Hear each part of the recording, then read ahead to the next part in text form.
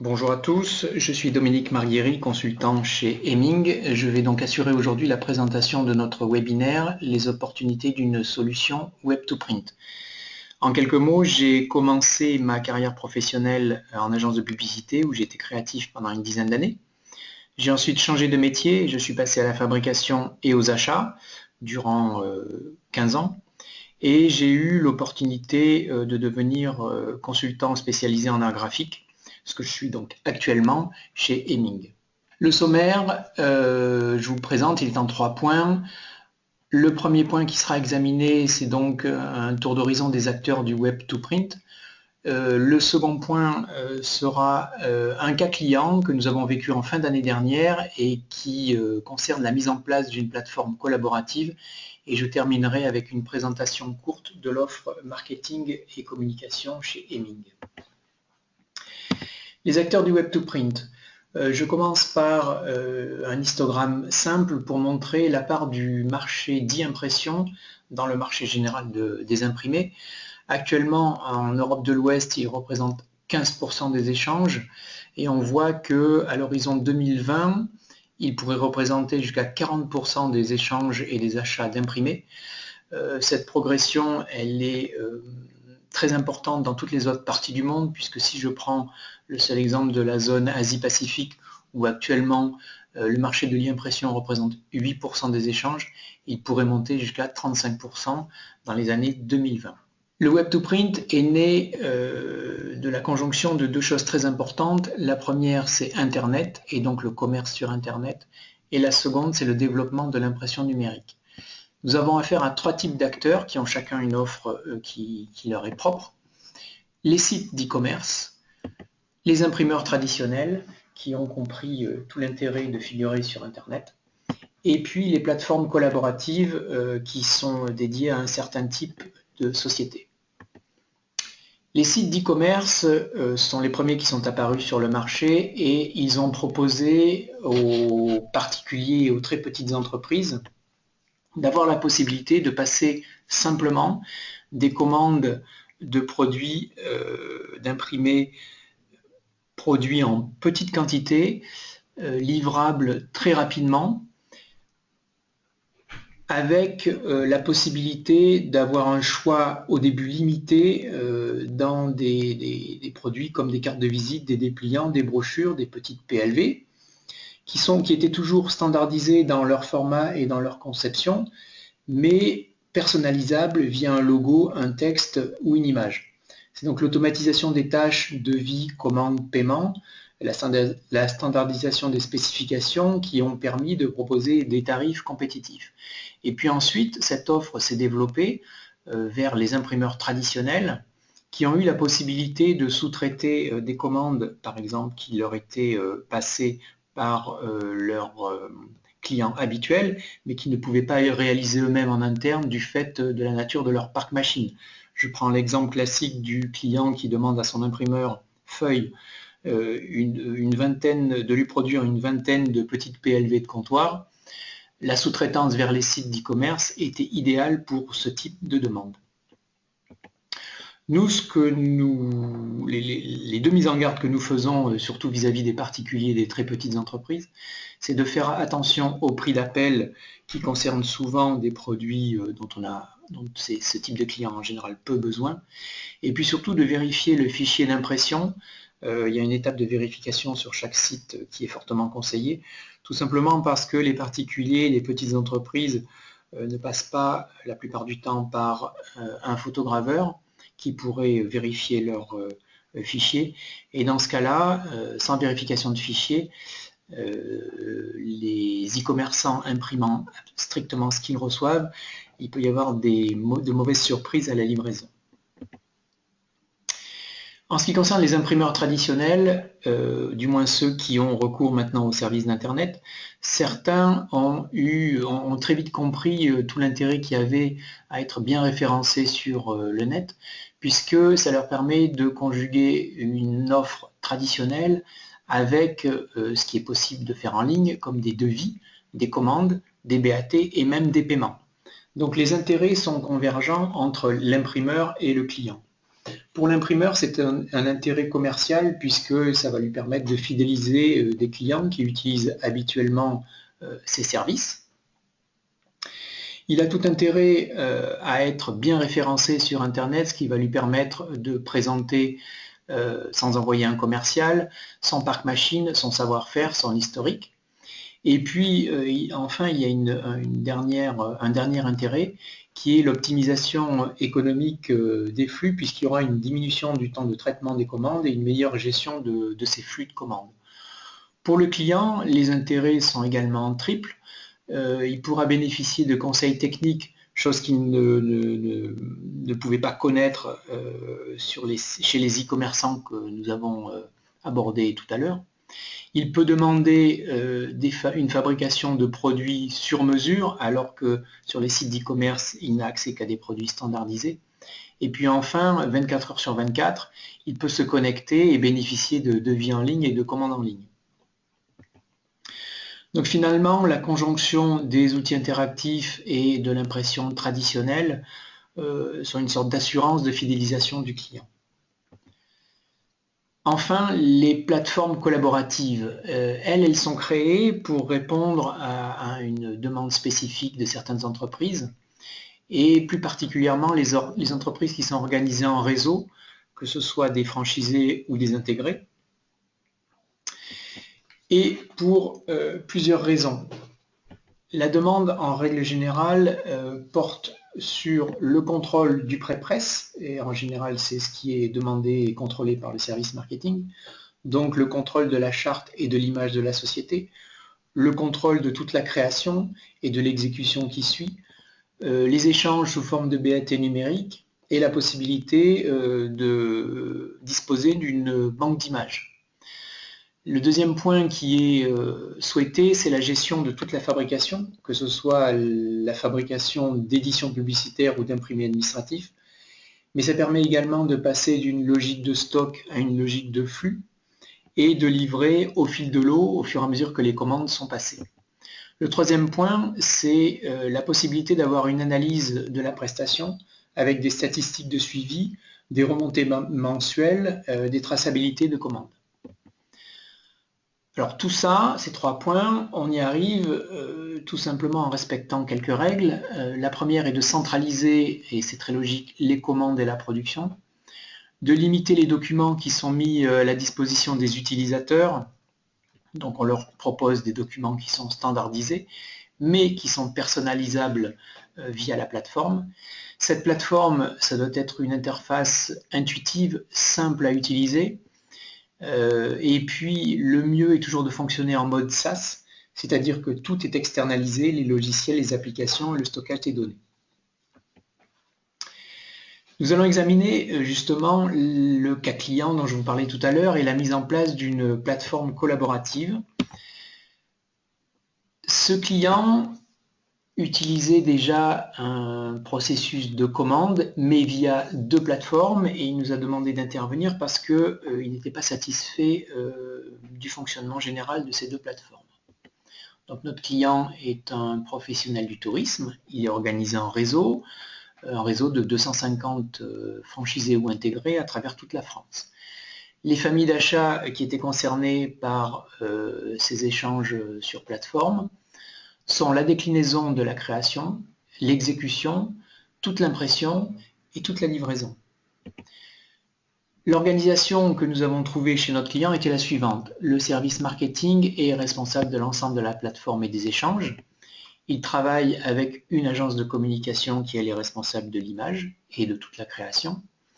Cette agence de communication communiquait ses créations à un studio principal, voire à d'autres studios qui étaient utilisés parfois en renfort, leur métier étant de décliner les créations, de les mettre à disposition sur la plateforme web.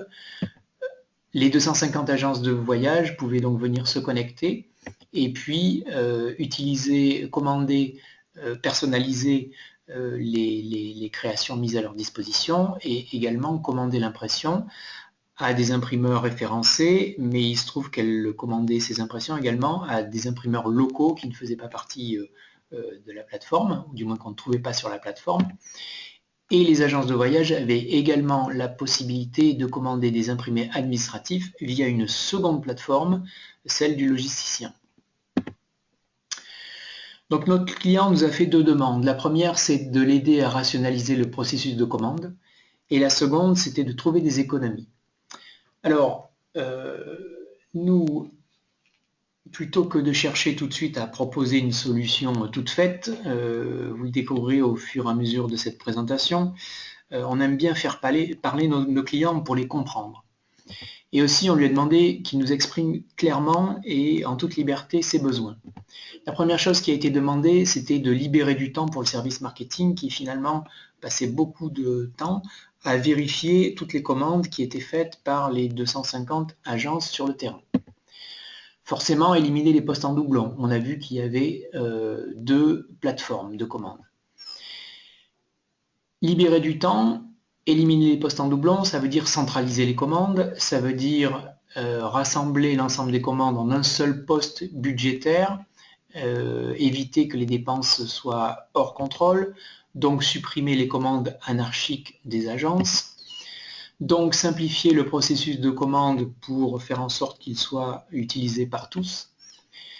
On doit aussi travailler sur les nouveaux fournisseurs, positionner notre client par rapport à un prix marché aussi bien pour les achats de pré-presse que pour les achats d'impression.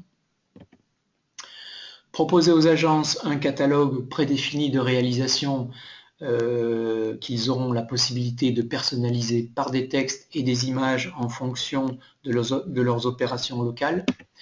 Ça veut dire pouvoir aussi pour le service marketing au siège avoir la possibilité de lancer des opérations nationales de marketing direct. Ce qui veut dire évidemment aussi bien pour le siège que pour les 250 agences d'avoir une seule charte graphique respectée. Et puis au final, pour le service marketing siège, de contrôler, de suivre les commandes, de pouvoir les analyser via des statistiques qui sont remontées mensuellement. L'appel d'offres, il a porté sur l'ensemble des familles d'achat qui sont présentes sur la plateforme. Nous avons commencé par faire, vous l'avez vu, une analyse fonctionnelle, c'est-à-dire que nous avons beaucoup parlé avec notre client. C'était donc des rendez-vous avec des personnes par service. Nous avons demandé à ce que soient exprimés les besoins au quotidien, que soit exprimé le nécessaire et le juste nécessaire pour que fonctionne correctement cette plateforme. Et nous avons également analysé quels étaient les fournisseurs en place. Nous avons ensuite fait une cartographie. La cartographie, elle a été faite sur des dépenses annuelles. Nous travaillons toujours sur 12 mois glissants ou une année civile. En travaillant sur 6 mois et en multipliant par 2, on pourrait passer à côté de commandes saisonnières. Nous avons donc analysé les commandes de chacune des 250 agences de voyage. Nous avons analysé les commandes du service marketing au siège. Nous avons ensuite organisé et lancé un appel d'offres qui a porté sur la création, l'hébergement et la maintenance de la plateforme, qui a porté sur la déclinaison créative et l'exécution des nouveaux produits, sur l'impression et la logistique de tous les produits imprimés, mais aussi sur l'intégration des produits existants, puisqu'il n'y a pas que des nouveaux produits, il y a aussi des produits récurrents qui sont reconduits d'année en année.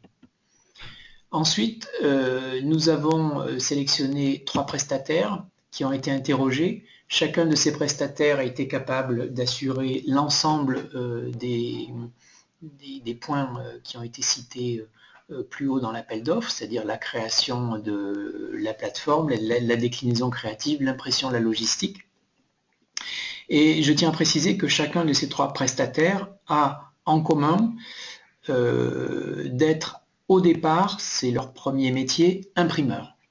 Le choix final a été fait par le client, puisque nous c'est contractuel, nous faisons des préconisations, mais c'est notre client qui choisit librement la solution parmi la solution qu'il veut retenir, parmi les solutions que nous lui proposons. Il y avait donc 2 visions de fonctionnement de la plateforme. La première vision qui était celle de notre client que je vous ai montré tout à l'heure. Et en fait, au tout début de notre mission, le client nous avait dit, nous a dit qu'il voulait reproduire le même mode de fonctionnement, mais connaître de nouveaux fournisseurs.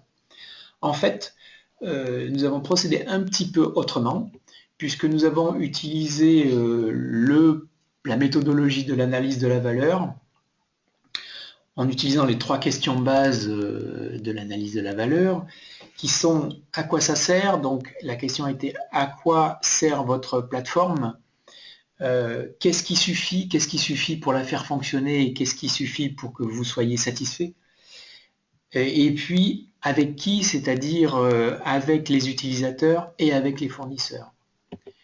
Donc nous avons fait une proposition qui était un peu différente. Nous avons toujours un service marketing qui est responsable et qui chapeaute l'ensemble des opérations, qui travaille toujours avec son agence de communication, et puis qui ensuite est en rapport avec un fournisseur unique, responsable de la plateforme, responsable du studio, qui est aussi un imprimeur et qui est aussi un logisticien. Et c'est cette plateforme, ce fournisseur unique, que les agences contactent pour faire leurs commandes et pour faire leur personnalisation. En termes de résultats, on peut dire que la mission a été une réussite pour plusieurs raisons. Les facteurs clés de succès sont d'abord venus de chez notre client. Nous avons travaillé avec une directrice marketing qui avait réellement la volonté de faire aboutir le dossier, qui a su communiquer en interne pour faire accepter les changements. Le résultat a été 42% d'économies réalisées sur une année. Je dis bien 42% d'économies ces 42% d'économies portent sur l'ensemble des familles d'achats qui apparaissent sur la plateforme, de la création à la livraison. Le bilan pour le service marketing, il a été la centralisation des commandes, c'est ce qui était demandé, des cahiers des charges unifiés et une charte respectée, et puis une remontée régulière, mensuelle, de statistiques, de suivi et d'analyse. Pour le service achat, il y a eu un positionnement clair en termes de prix par rapport au marché. Il y a eu l'établissement d'un contrat qui a été très simple, mais dans lequel nous avons voulu que chacune des 2 parties se sente très libre. Et c'est pour ça que si notre client s'est engagé pendant 3 ans, les 3 premières années de fonctionnement de la plateforme avec le fournisseur, il a été aussi stipulé qu'en cas de changement de prestataire, le prestataire en place qui venait d'être choisi s'engageait à transférer tout le matériel vers le nouveau prestataire qui pourrait être choisi, sans que ça pose aucun problème ni aucun problème de fonctionnement pour la plateforme. Ensuite, les utilisateurs, on peut dire que c'est une réussite puisque nous avions mis en place une hotline qui a pratiquement pas servi, ce qui veut dire que le site remplit son office et qu'il est simple et intuitif dans son utilisation. L'offre marketing, en quelques mots, chez Hemming. Vous l'avez compris, nous sommes des consultants qui sont issus du métier des arts graphiques. Nous avons une approche qui ne consiste pas à aller chercher le prix le moins cher chez l'imprimeur le moins cher, mais plutôt à donner à notre client un panel de fournisseurs et un prix marché. L'accompagnement, il va jusqu'au bout de la mission, c'est-à-dire que nous faisons des préconisations et nous aidons notre client à les mettre en place. Et les économies générées pour chaque mission sont dans une fourchette de 15 à 25%. On a vu que celle qui vient d'être décrite a généré 42% d'économies et c'était quand même exceptionnel. Quant aux familles techniques que nous étudions, sont évidemment les frais d'agence, de la création à l'achat d'art, qui sont communs aux autres familles que je vais vous présenter, donc l'édition publicitaire, le marketing direct, la PLV, que ce soit de la PLV carton ou de la PLV multimatériaux, et puis tous les emballages, sacs, papier, plastique, emballage de logistique ou emballage de luxe par exemple, comme des étuis pliants. Voilà vos contacts, Françoise Perrier et moi-même, Dominique Marguieri. Donc vous pouvez nous joindre si vous aviez des questions particulières.